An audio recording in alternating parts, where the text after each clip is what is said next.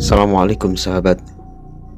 Di era modern ini, para kaum muda sudah mulai mempertanyakan untuk apa kita mempercayai Tuhan dan untuk apa kita melakukan aktivitas keagamaan.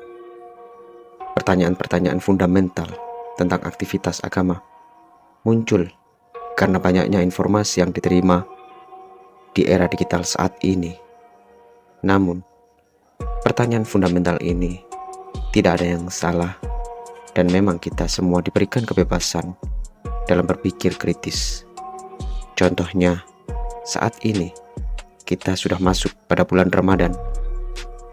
Di bulan Ramadan ini, kita diwajibkan untuk berpuasa bagi yang muslim dan sudah akil balik. Logikanya, bila seseorang tidak makan atau tidak minum, kita akan kehilangan tenaga dan perut akan terasa perih. Lantas, kenapa kita masih tetap diwajibkan berpuasa, bahkan berpuasa total, seperti di bulan Ramadan ini? Coba kita pelajari sebentar.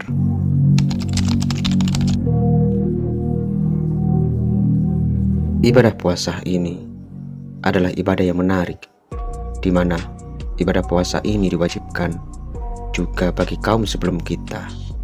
Seperti dalil yang ini.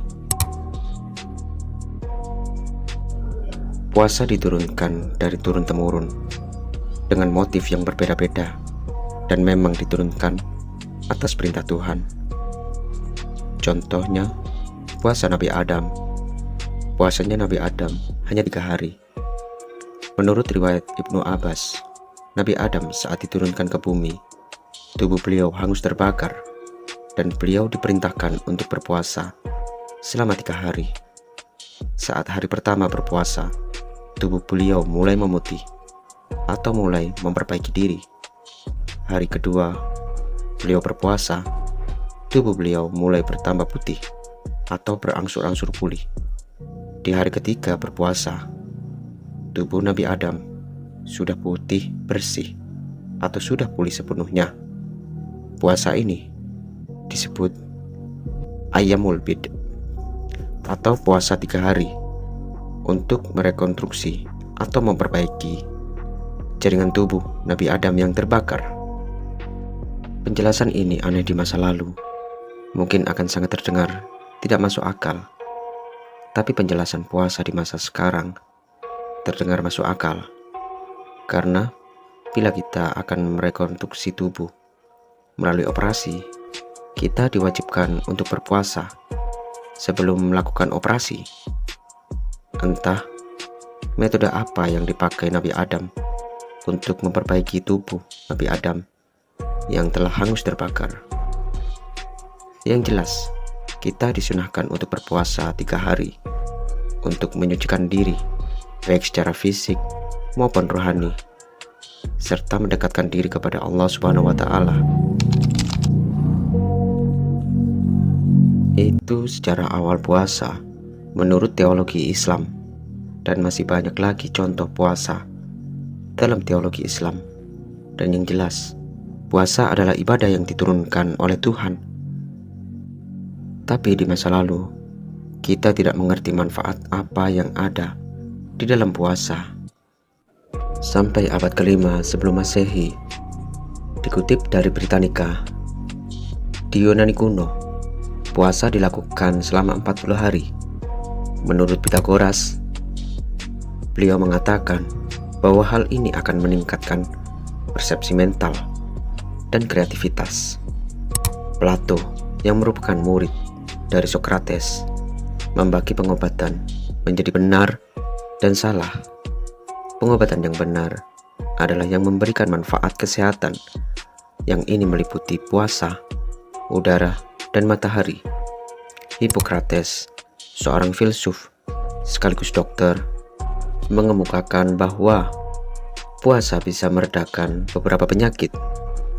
Beberapa dokter di Yunani kuno percaya bahwa pemberian makan selama kondisi tertentu tidak diperlukan dan bahkan bisa merugikan bagi orang tersebut, sehingga puasa dianggap sebagai cara alami dalam proses pemulihan dan penyembuhan penyakit. Puasa juga ada dalam berbagai budaya. Contoh lain dalam tradisi Brahmanisme yang jauh dilakukan sebelum Yunani kuno dan Nabi Muhammad. Dalam tradisi tersebut, puasa kaum Brahman disebut Apuvasa. Dalam bahasa Sanskerta, Apuvasa mempunyai arti puasa atau menahan diri dari makanan dan minuman. Meskipun kata tersebut tidak ditemukan dalam kamus bahasa Sanskerta standar, istilah ini merupakan variasi dari pengucapan yang berbeda dari kata lain. Kata ini umum dalam bahasa Sanskerta dan bahasa-bahasa India lainnya. Kemungkinan Apuvasa ini berasal dari kata Upavasa yang diucapkan dengan dialek yang berbeda dan sering dikaitkan dengan praktek keagamaan atau spiritual. Praktek Apuvasa atau Upavasa dilakukan dengan tujuan untuk memurnikan diri secara fisik dan spiritual, dan praktek ini sama dengan yang lainnya, yaitu untuk mengendalikan indera dan pikiran demi menunjukkan penghormatan kepada dewa-dewa mereka. Di daerah Tiongkok kuno juga melakukan tradisi puasa yang disebut dengan tradisi biku.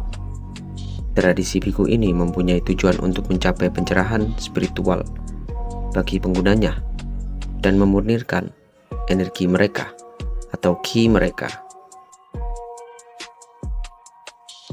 Pada belahan bumi yang lain, di benua Amerika terdapat beberapa suku India kuno yang juga mempraktekkan puasa, dan puasa mereka mempunyai tujuan yang sama untuk bisa mendekatkan diri kepada dewa-dewa mereka dan demi tujuan tertentu.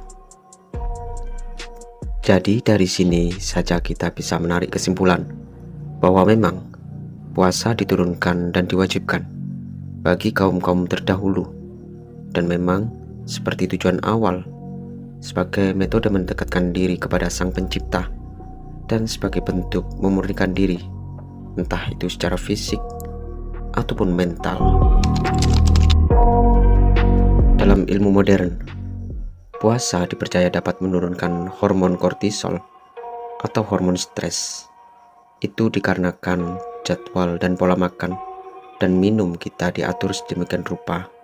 Selain itu, dengan puasa kita diatur untuk melatih kontrol diri demi mencapai tujuan yang besar, dan kita dilatih untuk bisa merasakan empati terhadap mereka yang kesulitan dalam ekonomi sehari-hari. Puasa juga membantu tubuh kita untuk bisa merekonstruksi sel-sel yang rusak diganti dengan sel-sel yang baru, atau bisa disebut autofagi.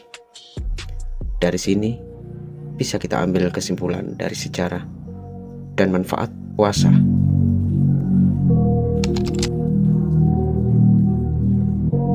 Puasa memang diturunkan dari Sang Pencipta. Logikanya, kebutuhan dasar manusia adalah makan dan minum.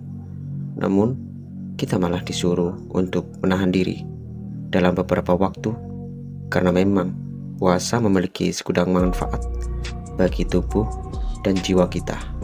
Dan dari sini juga, apakah orang-orang soleh zaman dahulu pernah berpikiran seperti kita di saat ini, sehingga kita sangat diwajibkan untuk berpuasa? Adapun yang telah mengabadi adalah para filsuf Yunani kuno di abad ke-5 sebelum Masehi. Namun, jauh sebelum itu, puasa sudah diterapkan oleh orang-orang soleh zaman dahulu dan diterapkan di berbagai belahan dunia. Allah, Tuhan semesta alam, memberikan pedoman hidup kepada kita, memang mempunyai tujuan-tujuan yang baik untuk diri kita sendiri dan untuk kestabilan tatanan sosial manusia. Etika dan moral sebuah standar agama adalah norma-norma yang sudah mapan, namun kita abai.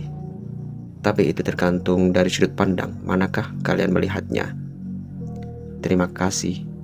Semoga ilmu yang saya sampaikan ini bermanfaat. Assalamualaikum warahmatullahi ta'ala wabarakatuh.